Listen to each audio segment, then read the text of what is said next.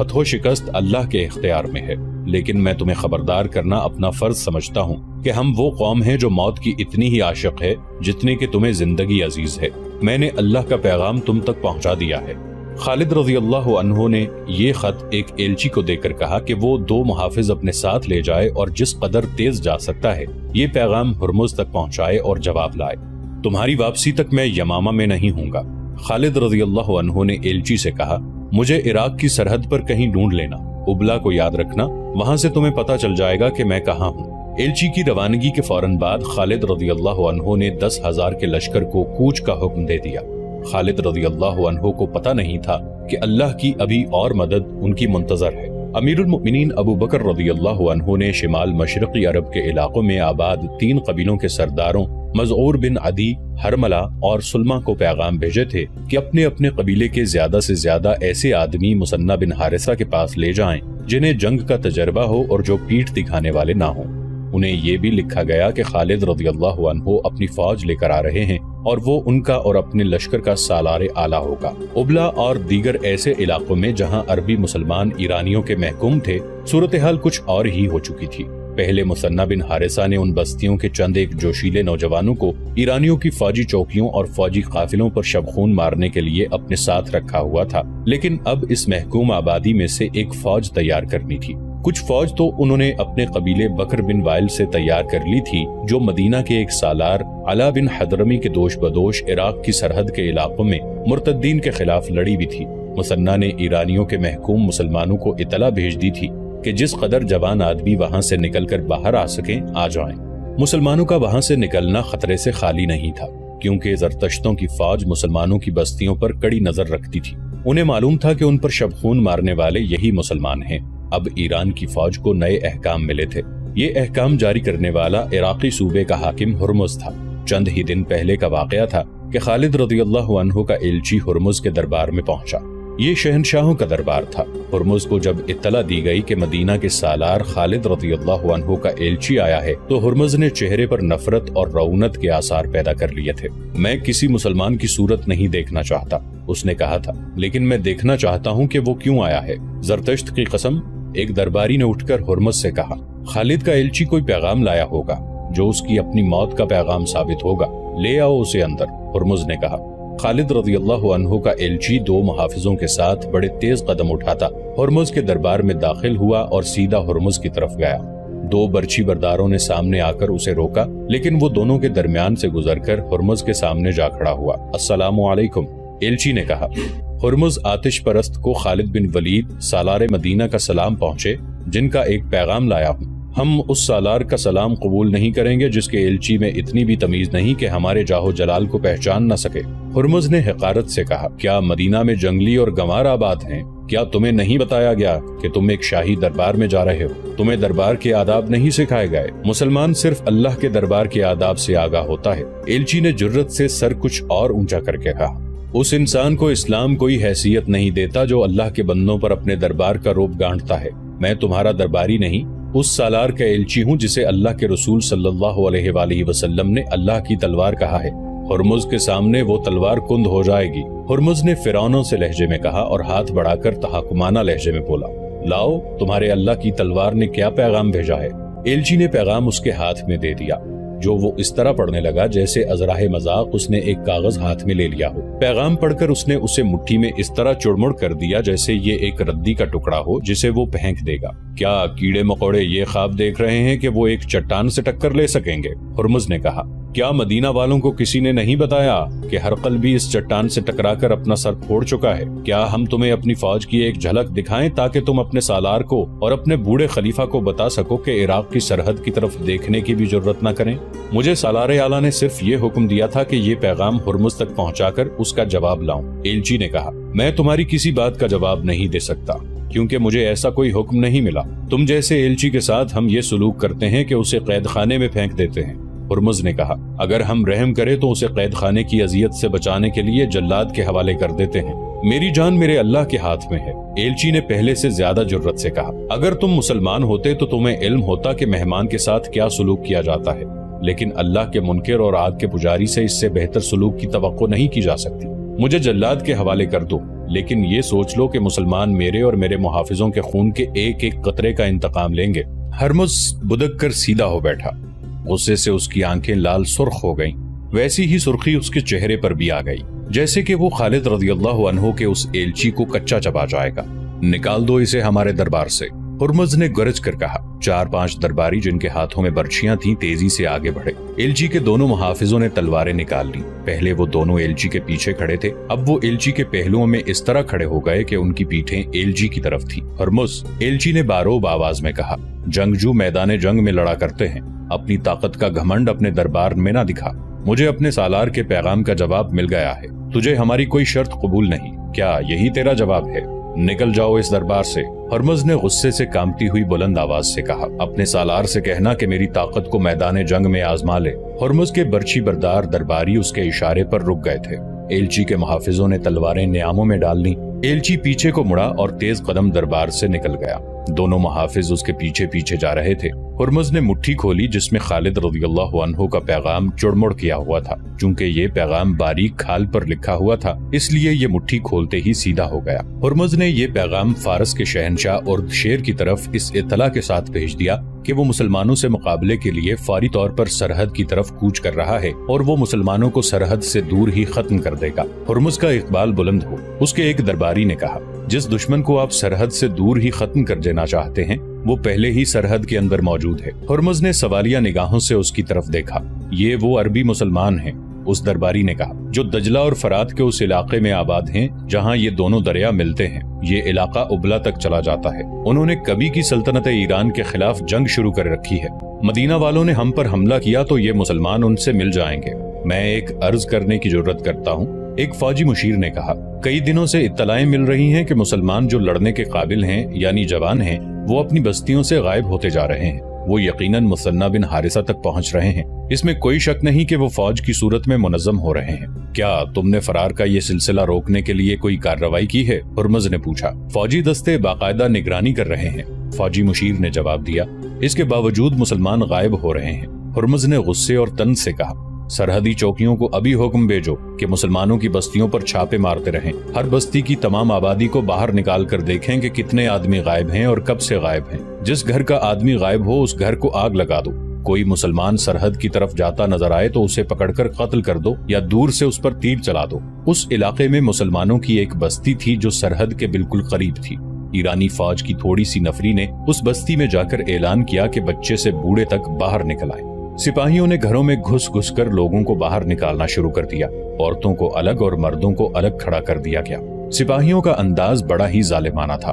वो गालियों की जबान में बात करते और हर किसी को धक्के दे देकर इधर से उधर करते। उन्होंने ऐलान किया कि उन आदमियों के नाम बताए जाएं और उनके घर दिखाए जाएं जो बस्ती में नहीं है। तमाम आबादी खामोश रही। जवाब दो, ईरानी कमांडर्स ने गुस्से से चिल्लाते हुए कहा। उसे कोई जवाब न मिला। कमांडर ने आगे बढ़कर एक बूढ़े आदमी को गिरबान से पकड़कर अपनी तरफ घसीटा और उससे पूछा कि इस हुजूम में कौन कौन नहीं है। मुझे मालूम नहीं, बूढ़े ने जवाब दिया। कमांडर ने न्याम से तलवार निकालकर बूढ़े के पेट में घोंप दी और तलवार जोर से बाहर को खींची। बूढ़ा दोनों हाथ पेट पर रखकर गिर पड़ा। कमांडर फिर एक बार लोगों की तरफ मुतवज्जे हुआ। अचानक एक तरफ से 8-10 घुड़सवार सरपट घोड़े दौड़ाते आ गए। उनके सवारों के हाथों में बर्छियां थीं। ईरानी फौजी देखने भी न पाए थे कि ये कौन हैं। उनमें से कई एक के जिस्मों में बर्छियां उतर चुकी थीं और घोड़े जिस तरह आए थे इसी तरह सरपट दौड़ते बस्ती से निकल गए। ईरानी फौजियों की तादाद 40-50 थी। उनमें भगदड़ मच गई। उनमें से 8-10 जमीन पर पड़े तड़प रहे थे। घोड़ों के कदमों की धमक सुनाई दे रही थी जो दूर हटती गई और अब फिर करीब आने लगी थी। अब फौजियों ने भी बर्छियां और तलवारें तान ली और इस तरफ देखने लगे जिधर से घोड़ों की आवाजें आ रही थी। पीछे से बस्ती की आबादी उनके ऊपर टूट पड़ी। उन सिपाहियों में से वही जिंदा रहे जो किसी तरफ भाग निकले थे। जब सवार बस्ती में पहुंचे तो उन्हें घोड़े रोकने पड़े क्योंकि उनकी राह में बस्ती के लोग घायल थे जो ईरानी फौजियों का किश्तो खून कर रहे थे। इससे पहले मुसलमानों ने यूं खुले बंदों ईरानी फौज पर हमला करने की जुर्रत कभी नहीं की थी। एक ईरानी सिपाही पर हाथ उठाने की सजा ये थी कि हाथ उठाने वाले के पूरे खानदान को खत्म कर दिया जाता था। अब यहाँ के मुसलमान इसलिए दलेर हो गए थे कि उन्हें इत्तला मिल चुकी थी कि मदीना की फौज आ गई है। जिन सवारों ने ईरानियों पर हमला किया था वो कुछ इस बस्ती के रहने वाले जवान थे, कुछ दूसरी बस्तियों के थे। ये महज इत्तेफाक था कि वो मुसन्ना बिन हारिसा की तरफ जाते हुए उस बस्ती के करीब से गुजर रहे थे। उन्होंने उस बस्ती की आबादी को बाहर खड़े देखा और ईरानी फौजियों को भी देखा। वो छुपकर आगे निकल सकते थे, लेकिन ईरानी कमांडर ने बूढ़े के पेट में तलवार घोंपी तो सब ने आपस में सलाह मशवरे किए और घोड़ों के रुख इस तरफ कर लिए। ईरानी फौजियों ने तो उन्हें जाते हुए देखा ही नहीं था। ये अल्लाह की मदद थी जो उस मजलूम बस्ती को बरवक्त मिल गई थी। ये बस्ती तो खुशकिस्मत थी कि उसे मदद मिल गई और ईरानियों की भयानक सजा से बच गए। मुसलमानों की दूसरी बस्तियों पर तो जैसे कयामत टूट पड़ी थी। हर बस्ती के हर घर की तलाशी हो रही थी। ये देखा जा रहा था कि कितने आदमी गायब हो चुके हैं। हर बस्ती में ईरानी कई आदमियों को कत्ल कर रहे थे। बाज मकानों को उन्होंने नजरे आतिश भी कर दिया था। 3-4 रोज ये सिलसिला चला। इसके बाद ईरानी फौज को बस्तियों की तरफ तवज्जो देने की मोहलत न मिली। हुर्मुज अपनी फौज लेकर आ गया। सरहदी फौज को भी उसने अपने साथ ले लिया और सरहद से निकल गया। उसका इरादा ये था कि खालिद रज़ी अल्लाह अन्हु को वो सरहद से दूर रोक लेगा। हुर्मुज की पेशकदमी बहुत तेज थी। मार्च 633 ईस्वी का तीसरा हफ्ता था जब खालिद रज़ी अल्लाह अन्हु ने यमामा से 10,000 फौज लेकर कूच किया था। ये मुहर्रम 12 हिजरी का महीना था। उनकी पेशकदमी भी बहुत तेज थी। हुर्मुज अपनी फौज के साथ अपनी सरहद से बहुत दूर काज़मा के मुकाम पर पहुंच गया और फौज को वहीं खैमजन कर दिया। ये मकाम यमामा और उबला के रास्ते में पड़ता था। हुर्मुज को मालूम नहीं था कि उसकी पेशकदमी को देखने वाले मौजूद हैं। खालिद रज़ी अल्लाह अन्हु अभी काज़मा से दूर थे कि उन्हें इराक की समत से आते हुए 2 शुतर सवार मिले। उन्होंने खालिद रज़ी अल्लाह अन्हु को बताया कि ज़रतश्तों की फौज काज़मा में खैमजन है। खालिद रज़ी अल्लाह अन्हु ने वहीं से रास्ता बदल दिया। ये शुतर सवार मुसन्ना के भेजे हुए थे। उन्होंने खालिद रज़ी अल्लाह अन्हु को ये भी बताया कि वो हफीर के मुकाम तक इस तरह पहुंच जाए कि ज़रतश्तों की फौज के साथ उसकी टक्कर ना हो। शुतर सवारों ने खालिद रज़ी अल्लाह अन्हु को एक खुशखबरी ये सुनाई कि उनके लिए 8,000 नफरी की फौज तैयार है। ये फौज इस तरह तैयार हुई कि मुसन्ना बिन हारिसा, मज़ऊर बिन अदी, हरमला और सुलमा ने 2-2 हजार लड़ने वाले जवान इकट्ठे कर लिए थे। इस तरह खालिद रज़ी अल्लाह अन्हु की फौज की तादाद 18,000 हो गई। खालिद रज़ी अल्लाह अन्हु ने अपनी पेशकदमी का रास्ता इस तरह बदल दिया कि काज़मा के दूर से गुजरकर हफीर तक पहुंच सकें, लेकिन हुर्मुज के जासूस भी सहरा में मौजूद थे। उन्होंने खालिद रज़ी अल्लाह अन्हु के लश्कर को दूर के रास्ते से जाते देख लिया।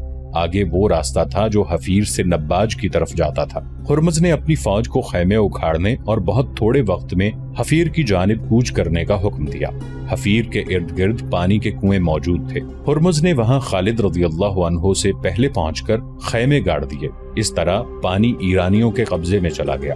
खालिद रज़ी अल्लाह अन्हु अभी हफीर से कुछ दूर थे कि एक बार फिर दोनों शुतर सवार उनके रास्ते में आ गए और खालिद रज़ी अल्लाह अन्हु को इत्तला दी कि दुश्मन हफीर के मुकाम पर पानी के कुएं पर काबिज हो चुका है। खालिद रज़ी अल्लाह अन्हु ने कुछ और आगे जाकर ऐसी जगह पड़ाव का हुक्म दे दिया जहां दूर दूर तक पानी की एक बूंद नहीं मिल सकती थी।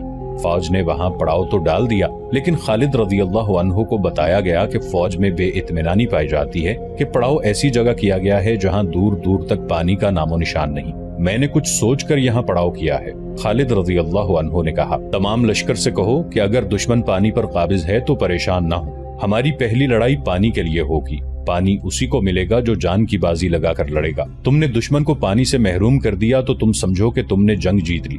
सालारे आला का ये पैगाम सारे लश्कर को सुना दिया गया और सब एक खूंरेज जंग लड़ने के लिए तैयार हो गए। अब लश्कर की नफरी 18,000 हो गई थी। मुसन्ना बिन हारिसा, मज़ऊर बिन अदी, हरमला और सुलमा 2-2 हजार आदमी साथ लिए खालिद रज़ी अल्लाह अन्हु से आ मिले थे। खालिद रज़ी अल्लाह अन्हु ने जो एलची हुर्मुज के पास भेजा था वो भी इसी पड़ाव में खालिद रज़ी अल्लाह अन्हु के पास आया और बताया कि हुर्मुज ने उसके साथ कैसा तौहीन आमेज सलूक किया है। इसकी 1 लाख दिरहम की टोपी ने इसका दिमाग खराब कर रखा है। मुसन्ना बिन हारिसा ने जो पास ही बैठा हुआ था कहा, खुदा ये नहीं देखता कि किसी इंसान के सर पर क्या रखा है। खुदा तो देखता है कि उसके सर के अंदर क्या है, उसके अज़ाइम क्या और उसकी नीयत क्या है और वो सोचता क्या है। 1 लाख दिरहम की टोपी?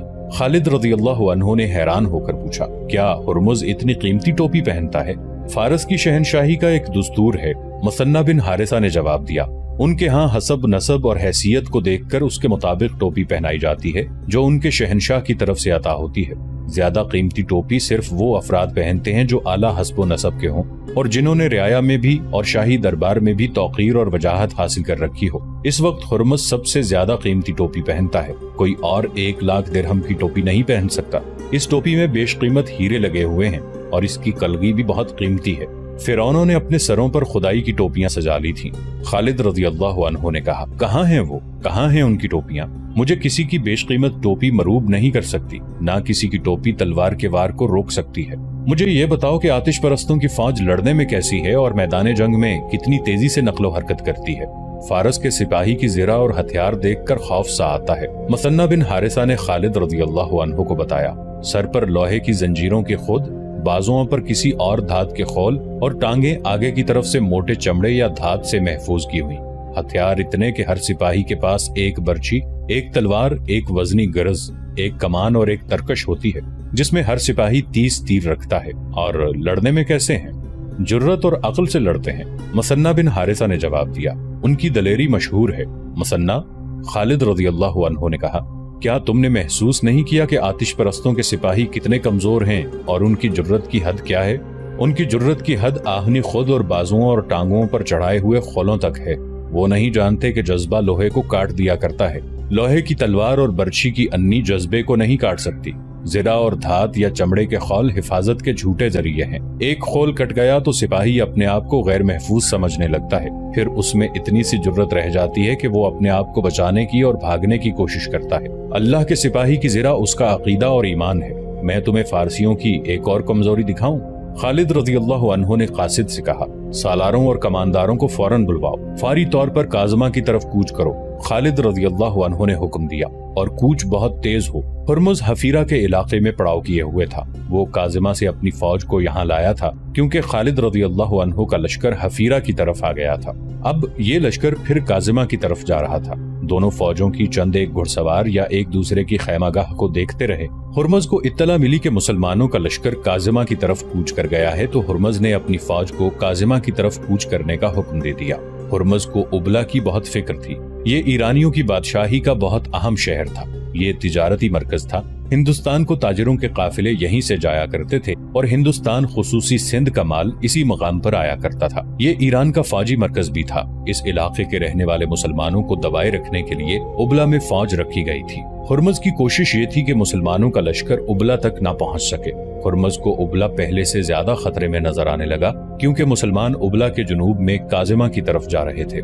मुसलमानों के लिए कूच इतना मुश्किल न था जितना ईरानियों के लिए दुश्वार था। मुसलमानों के पास ऊंट और घोड़े खासे ज्यादा थे। सिपाही हल्के फुल्के थे, वो आसानी से तेज चल सकते थे। उनके मुकाबले में ईरानी सिपाही ज़रा और हथियारों से लदे हुए थे, इसलिए वो तेज नहीं चल सकते थे। 1-2 दिन पहले ही वो काज़मा से हफीरा आए थे। इस कूच की थकन अभी बाकी थी कि उन्हें एक बार फिर कूच करना पड़ा, और वो भी बहुत तेज, ताकि मुसलमानों से पहले काज़मा के इलाके में पहुंच जाएं। उस कूच ने रास्ते में ही उन्हें थका दिया। हुर्मुज की फौज जब काज़मा में मुसलमानों के बिल्कुल मुकाबिल पहुंची तो निडाल हो चुकी थी।